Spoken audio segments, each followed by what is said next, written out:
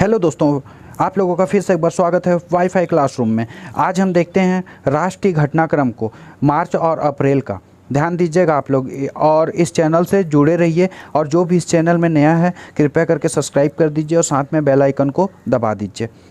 चलते हैं हम लोग टॉपिक की ओर। तो जो आज का पहला है इसमें वो है जो आज़ादी का अमृत महोत्सव है, उसका जो 75 सप्ताह के महोत्सव का शुभारंभ किया गया। और यह शुभारंभ जो किया गया है यह 12 मार्च को किया गया है। ध्यान दीजिएगा, 12 मार्च को किया गया है और यह 15 अगस्त 2023 तक 75 सप्ताह तक यह चलेगा। ध्यान दीजिएगा, ये डेट बहुत ही इम्पॉर्टेंट है कि यह 12 मार्च से स्टार्ट होकर 15 अगस्त 2023 तक चलेगा। और यह जो है यह अहमदाबाद के साबरमती आश्रम जो है, ध्यान दीजिएगा आप लोग, साबरमती आश्रम, वहाँ से हरी झंडी दी गई प्रधानमंत्री नरेंद्र मोदी द्वारा। और यह मुख्य रूप से क्या है कि देश में जो स्वतंत्रता के 75 वर्ष पूर्ण होने के अवसर पर यह उल्लासपूर्वक तरीके से मनाने के लिए 75 सप्ताह के अमृत महोत्सव का शुभारंभ किया गया है। ध्यान दीजिएगा आप लोग। और इसी के माध्यम से जितने भी जो महान व्यक्तित्व हैं या फिर जो महात्मा गांधी हैं, उन सभी व्यक्तियों को श्रद्धांजलि अर्पित किया गया है जिन्होंने कि स्वतंत्रता संग्राम में अपने प्राणों की आहुति दी है। तो इसके बारे में हम लोग थोड़ी बातों को जान लेते हैं। ये तो हम लोगों ने जान लिया कि 12 मार्च 2021 से शुरू होकर ये 12 मार्च इसलिए क्योंकि उसी दिन जो राष्ट्रपिता महात्मा गांधी के नेतृत्व में नमक सत्याग्रह की शुरुआत, दांडी मार्च की शुरुआत की गई थी। ध्यान दीजिएगा, दांडी मार्च की शुरुआत 12 मार्च से ही की गई थी, इसीलिए 12 मार्च से इसका शुरुआत किया गया। 12 मार्च से यह 15 अगस्त 2023 तक चलेगा। यहाँ पर ध्यान दीजिएगा, यहाँ ध्यान देने वाली बात है कि इस जो अमृत महोत्सव में 5 स्तंभों पर फोकस किया गया है और वो 5 स्तंभ आपके सामने लिखे हुए हैं। स्वतंत्रता संग्राम यह है उसका पहला स्तंभ। दूसरा यह है कि 75 पर विचार। तीसरा है 75 पर, ध्यान दीजिएगा, 75 पर उपलब्धियाँ। फिर उसके बाद चौथा है 75 पर कार्यवाही और पांचवा है 75 पर संकल्प।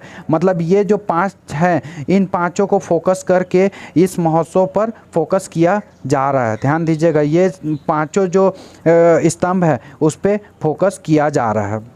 और ये जो 75 की बात हो रही है वो 75 जो है वो 75 वर्ष स्वतंत्रता के पूर्ण हो गए हैं, इसीलिए स्वतंत्रता संग्राम, 75 पर विचार, 75 पर उपलब्धियां, 75 पर कार्रवाइयाँ, 75 पर संकल्प की बात यहाँ की गई है।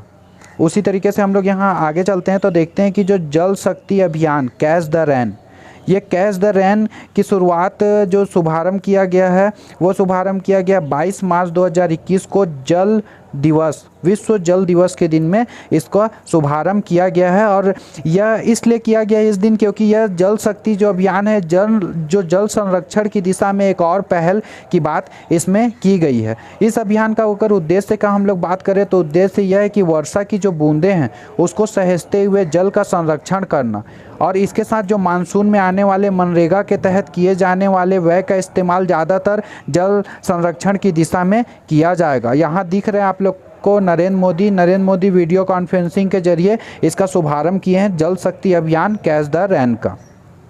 इसमें खासकर जो है वो जन सहभागिता को अति आवश्यक बताया गया है प्रधानमंत्री के द्वारा। और उन्होंने कहा गया है कि हर नागरिक को न्याय संगत तरीके से जल का उपयोग करना चाहिए और साथ में जल शपथ लेनी चाहिए ताकि जल का सदुपयोग किया जा सके, इसीलिए इस अभियान को चलाया जा रहा है।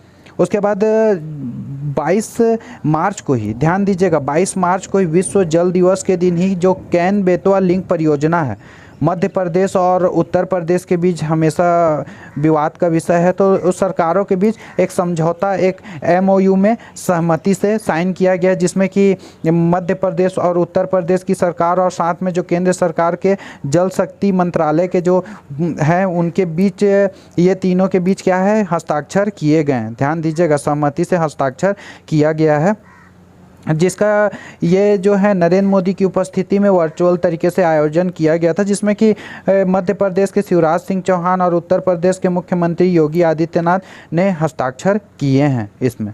ध्यान दीजिएगा, और ये भी जो है वो 22 मार्च जल दिवस के दिन, विश्व जो जल दिवस है उस दिन इसका भी शुभारंभ किया गया है। और यहाँ बात कर लेते कैन बेतवा लिंक जो परियोजना है उसके तहत जो मध्य प्रदेश का दौधन बांध है, ध्यान दीजिएगा, ये दौधन बांध का निर्माण करके केन नदी का जो पानी है वो बेतवा के लिए भेजा जाएगा। और ये दोनों की अगर बात करें तो ये दोनों जो हैं वो यमुना की सहायक नदियों में आते हैं।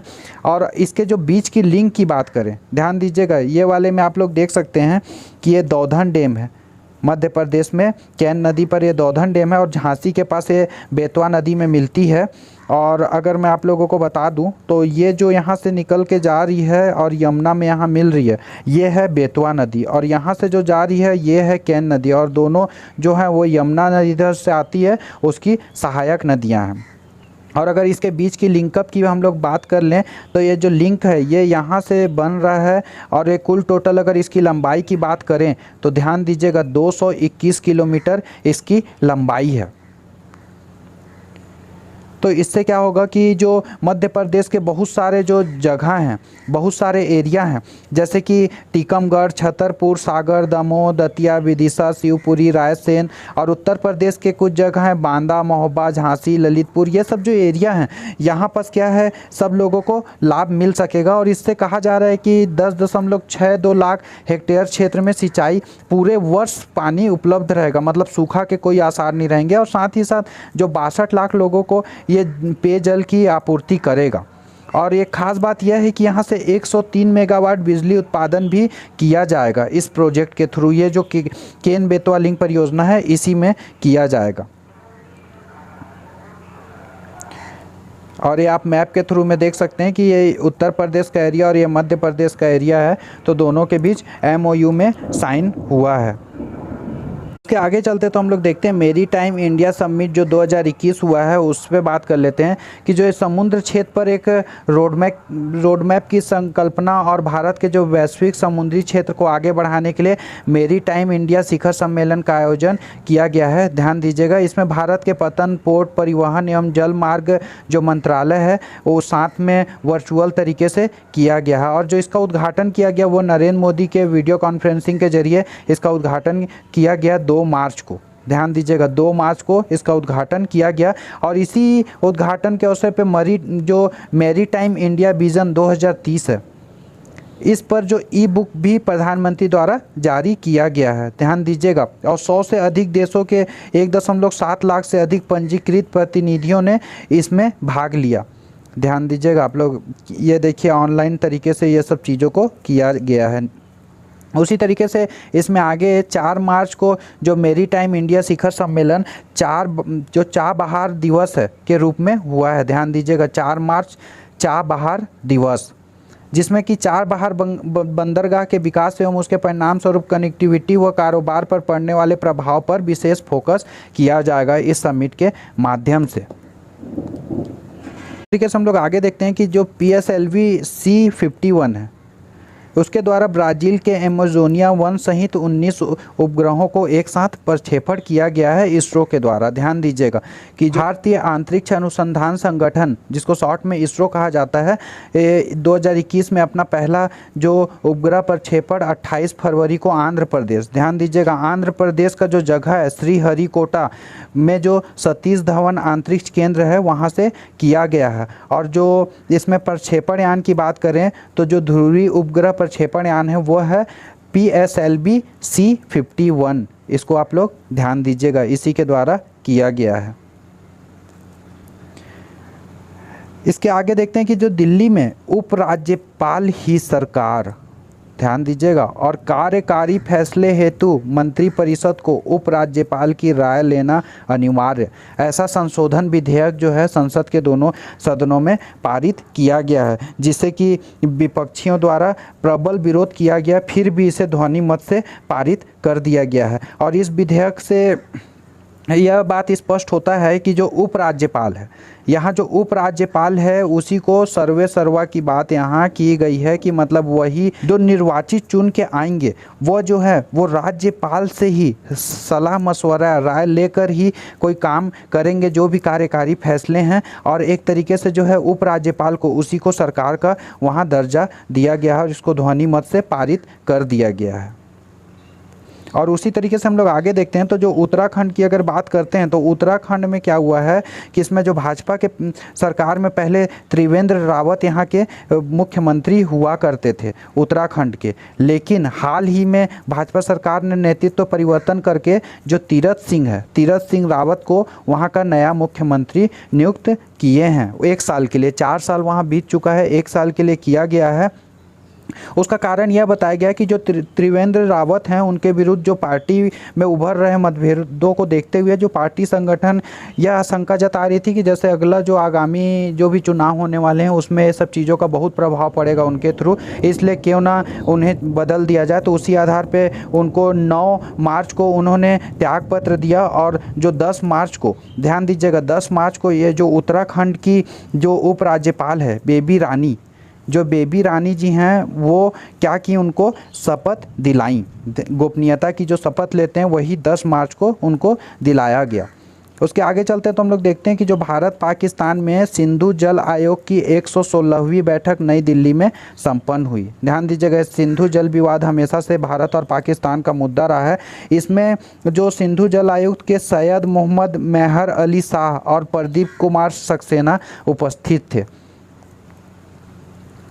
इसमें देखते हैं हम लोग यहाँ आगे की जो हैप्पीनेस जो इंडेक्स है, हैप्पीनेस जो रैंकिंग की बात होती है, इसमें यहाँ 10 राष्ट्रों को बताया गया है और इसमें सबसे जो नीचे हैं 11 राष्ट्र, उन लोग के बारे में यहाँ बात की गई है। तो हम लोग अगर टॉप के देश की बात करें तो उसमें फिनलैंड आता है पहले नंबर पे, दूसरे में आता है डेनमार्क और तीसरे में आता है स्विट्ज़रलैंड। ये तीनों को आप लोगों को याद करना बहुत ही ज़रूरी है। इसमें कुल टोटल 149 देश हैं, ध्यान दीजिएगा 149 इसमें देश हैं, जिसमें लास्ट में है अफ़गानिस्तान और टॉप पे है फिनलैंड के बाद डेनमार्क आता है, डेनमार्क के बाद यहाँ स्विट्ज़रलैंड आता है और इसमें 139वें नंबर पे भारत का नंबर आता है हैप्पीनेस रैंकिंग में। ये 2018 से 2020 का है ये जो रिपोर्ट है। तो इसमें अगर पूछा जाता है टॉप पे तो फिनलैंड और सबसे लास्ट में तो 149वां देश कौन सा है, अफ़गानिस्तान, और इसमें 139वां देश 139 भारत का नंबर आता है। उसी तरीके से अगर हम लोग बात करें तो जो हथियारों के खरीद की तो सऊदी अरब इसमें टॉप पर चल रहा है। ध्यान दीजिएगा ये जो सऊदी अरब है वो टॉप पर है हथियारों की खरीदी के मामले में, और अगर सेकेंड पोजीशन की बात करें तो इसमें भारत आता है हथियारों की खरीदी पे। और अमेरिका जो है हथियारों का सबसे बड़ा विक्रेता है। ऐसा जो स्वीडन स्थित जो थिंक टैंक है स्टॉकहोम जो इंटरनेशनल पीस रिसर्च इंस्टीट्यूट जिसको कहा जाता है, ध्यान दीजिएगा सिप्री, जिसको क्या कहा जाता है, सिप्री। ये जो सिप्री है इसी के द्वारा प्रतिवर्ष इस रिपोर्ट को जारी किया जाता है। बड़े क्रेता और विक्रेता की ये स्वीडिश संस्था है, ध्यान दीजिएगा। और उसी तरीके से यहाँ आगे देखते हैं तो यहाँ दिल्ली के जो राज्य उपभोक्ता आयोग का निर्णय आया है, जिसमें उन्होंने कहा है कि नीलामी में जो संपत्ति या फ्लैट जो खरीदने वाला है वो उपभोक्ता नहीं आया है, उपभोक्ता के अंतर्गत नहीं आएगा जो नीलामी में फ्लैट या संपत्ति की खरीद बिक्री कर रहा है। ध्यान दीजिएगा वो उपभोक्ता के अंतर्गत नहीं आएगा। ऐसा जो दिल्ली के जो राज्य उपभोक्ता आयोग का निर्णय के द्वारा ऐसा बताया गया है।